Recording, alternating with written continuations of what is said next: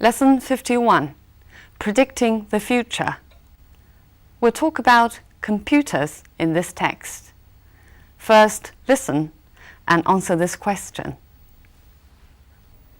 What was the future electronic development that Leon Bagrit wasn't able to foresee? Leon Bagrit 没有能够预见到的电子发展是什么？ Predicting the future is notoriously difficult. Who could have imagined, in the mid-1970s, for example, that by the end of the 20th century, computers would be as common in people's homes as TV sets? In the 1970s, computers were common enough, but only in big business, government departments, and large organizations. These were the so-called mainframe machines. Mainframe computers were very large indeed, often occupying whole air-conditioned rooms, employing full-time technicians, and run on specially written software. Though these large machines still exist, many of their functions have been taken over by small, powerful personal computers, commonly known as PCs. In 1975, a primitive machine called the Altair was launched in the USA. It can properly be described as the first home computer, and it pointed the way to the future. This was followed at the end of the 1970s by a machine called an Apple. In the early 1980s, the computer giant IBM produced the world's first personal computer. This ran on an operating system called DOS, produced by a then small company named Microsoft. The IBM personal computer was widely copied. From those humble beginnings, we have seen the development of the user-friendly home computers and multimedia machines which are in common use today. Considering how recent these developments are, it is even more remarkable that as long ago as the 1960s, an Englishman, Leon Bagrit, was able to predict some of the uses of computers which we know today. Bagrit dismissed the idea that computers would learn to think for themselves and would rule the world, which people liked to believe in those days. Bagrit foresaw a time when computers would be small enough to hold in the hand, when they would be capable of providing information about traffic jams and suggesting alternative routes, when they would be used in hospitals to help doctors to diagnose illnesses, when they would relieve office workers and accountants of dull, repetitive clerical work. All these computer uses have become commonplace. Of course, Leon Bagrit could not possibly have foreseen the development of the Internet, the worldwide system that enables us to communicate instantly with anyone in any part of the world by using computers linked to telephone networks. Nor could he have foreseen how we could use the Internet to obtain information on every known subject, so we can read it on a screen in our homes and even print it as well if we want to. Computers have become smaller and smaller, more and more powerful, and cheaper. This is what makes Leon Bagrit's predictions particularly remarkable. If he, or someone like him, were alive today, he might be able to tell us what to expect in the next 50 years. So what was the future electronic development that Leon Bagrit wasn't able to foresee? He wasn't able to foresee the Internet. He had foreseen the size of the computers, the usage in hospital, in office, in transport, but not the Internet, though Internet has become so common nowadays. Before the text introduces this Englishman called Leon Bagrit, it talks about what actually happened with the development of computers. They developed from the mainframe machines to home computers, then to personal computers, developing in a direction to become more and more user-friendly. At the end, the text says, If Leon Bagrit, or someone like him, were alive today, he might be able to tell us what to expect in the next 50 years. We were not someone like Leon Bagrit, but would you like to make a prediction about what would happen in the next 50 years? But first, let's look at the language points. Predicting the future is notoriously difficult. Notoriously, here it means predicting the future is difficult, and this fact is notorious. Notoriously means famously, but is often used to describe something bad that the thing is famous for. For example, this organization is notoriously inefficient. The fact that the organization is inefficient is notorious. Doctors notoriously neglect their own health and do not seek help when they should. So this fact that doctors neglect their own health is notorious. Employing full-time technicians. Employ here means use. We know that the basic meaning of employ is to pay somebody to work. For example, how many people does your company employ? 你们公司雇佣了多少人? They have employed different approaches to obtain these results. Here, employ also means use. They have taken different approaches. Have been taken over by small powerful personal computers. Be taken over means be replaced by. Look at these examples. His brother took over from him as the chief executive. 他的兄弟接替了他成为总裁。I've asked my assistant to take over preparing for the conference.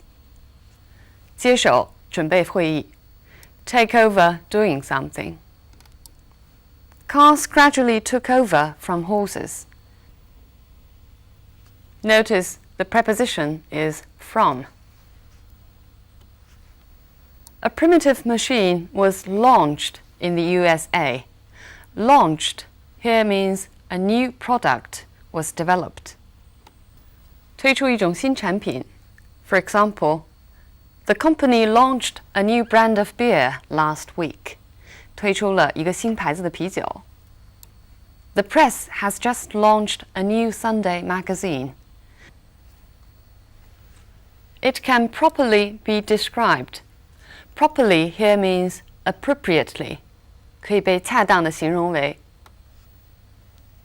But properly can also mean satisfactorily. For example, the car is not working properly. The car is not working satisfactorily. Make sure that you will dress properly for the interview. Here, properly means appropriately for the occasion. It pointed the way to the future. It means it showed the future direction. Look at these examples. A line of restaurants pointed the way to the theatre, which means these restaurants showed the way or showed the direction to the theatre. Recent medical discoveries are already pointing the way to more efficient treatment, have already shown the future tendency of more efficient treatment. This was followed by a machine called an apple. Be followed by is used to describe the time sequence. For example, the lightning was followed by a crash of thunder. It means the crash of thunder happened after the lightning. There was a major increase in immigration in the years that followed the First World War, which means in the years after the First World War. The computer giant IBM.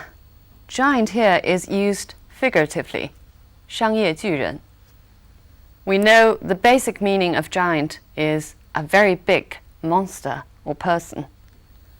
For example, no fairy tale is complete without a princess, witch, or giant. 就是一个公主、一个女巫和巨人，这是童话的要素。If I have seen further, it is by standing on the shoulders of the giants. It is the famous saying of Newton. 这就是牛顿的名言。如果我看得更远，只是因为站在了巨人的肩膀上。He was one of the intellectual giants in the 17th century, which means he was one of the most important intellectuals at that time. The takeover battle is between two of America's industrial giants. Industrial giants, 工业巨人. Produced by a then small company. It means by a small company at that time, but the company was no longer small. I'll give you more examples. I wanted to live in the city, but my then husband preferred the country. So it indicates he is no longer my husband now. The company questioned the then chairman about the missing money. He is no longer the chairman now. The IBM personal computer was widely copied. Here, copy means imitate. For example, they have copied the basic design from the Japanese model and made a few adjustments of their own. 他们的基本设计是模仿日本的原型，自己又做了一些改动。You can also copy somebody, which means to imitate somebody. For example, I always copied my brother in the things he said and the way he dressed. 在各个方面我都模仿我的兄弟。But in this example, he was caught while he was copying from another student during the exam. It means cheating. 这是抄袭的意思。From those humble beginnings. Humble here means from those simple beginnings. Let's look at these examples to see the meaning of humble in different contexts. Even when she became rich and famous, she never forgot her humble background. Humble here means low in rank, 卑微的出身。Whenever you saw him, he was always wearing a humble smile. Humble here indicates the attitude to show that you are low in rank or importance. The humble stage coaches were gradually replaced by trains. Here, humble means the same as the one in the text, which is crude or simple. 原始的驿站马车。The development of the user-friendly home computers. User-friendly means easy to be used. It's often used to describe computers or things related to computers. For example, a user-friendly printer or a user-friendly software. The computer menu is supposed to be user-friendly, but I cannot understand a word of it. 电脑的使用说明书应当是容易使用的，但是我一个字儿也看不懂。Friendly is often used as a suffix. For example, customer friendly means something advantageous for the customers. Environment friendly. Friendly means harmless to the environment. He was able to predict some of the uses of computers. Predict, 预测. You can use predict to do something. For example, storms are predicted to reach the north of the country this evening. You can also use that clause to follow predict.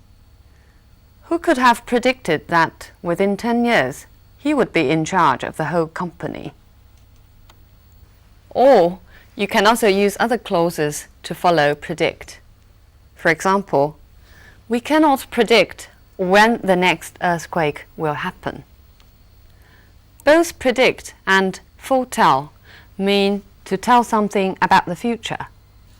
But predict means you have some kind of scientific basis. If you foretell, you don't have evidence. For example, he was a 16th century prophet who foretold how the world would end. 他是一个16世纪的先知，预知世界将会怎么样灭亡。Bagrat dismissed the idea that computers would learn to think for themselves. Dismiss certain idea means he refused to believe in that. We'll look at more examples of the meaning of dismiss. The teacher dismissed the class early because she had to attend a meeting. Dismiss the class means to call it a day. He laughed and dismissed my suggestion as naive. Dismiss my suggestion, he refused to consider my suggestion and thought it was naive.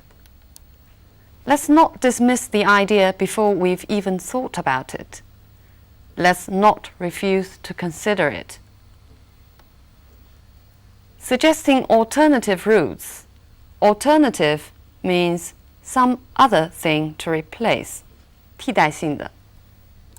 For example, they're looking for an alternative venue for the concert. 为音乐会寻找另外的场所.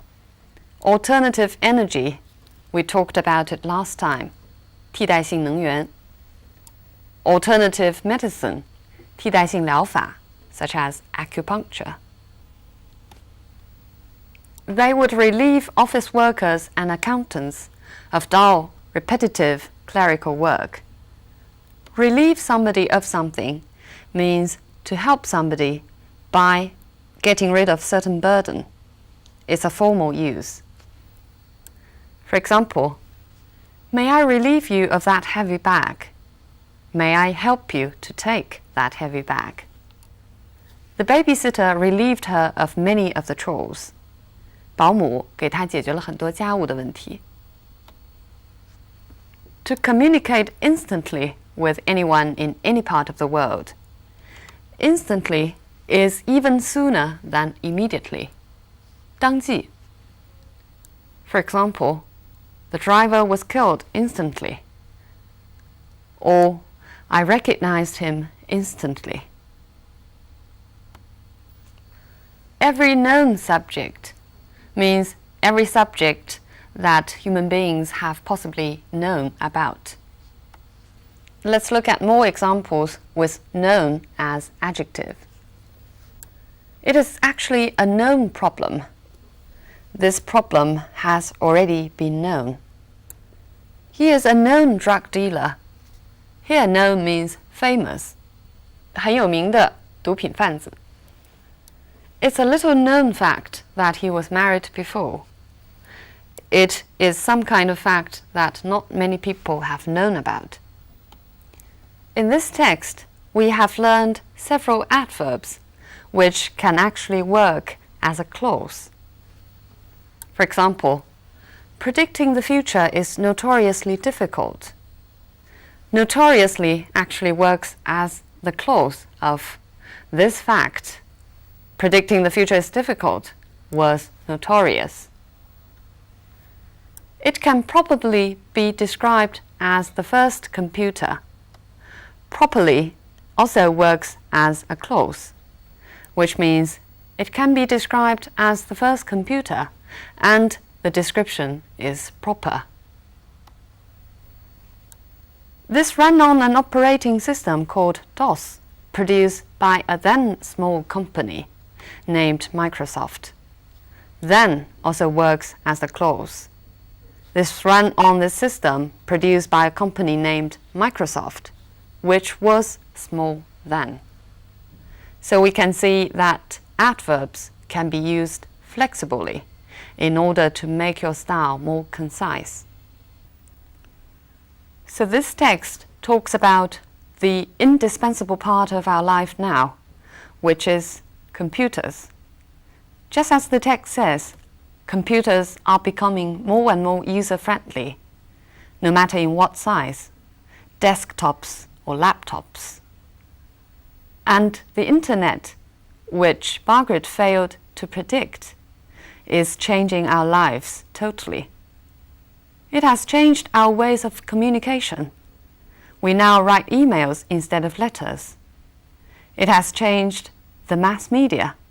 We now can read news on the Internet. And we can even go shopping or book tickets, doing everything possible on the Internet, which is called e-commerce, etc., etc. So that our age is called the information age, and our globe is called the global village, because we can now share resources. But as any other kind of changes, there are people who are for them. There are those who are against them.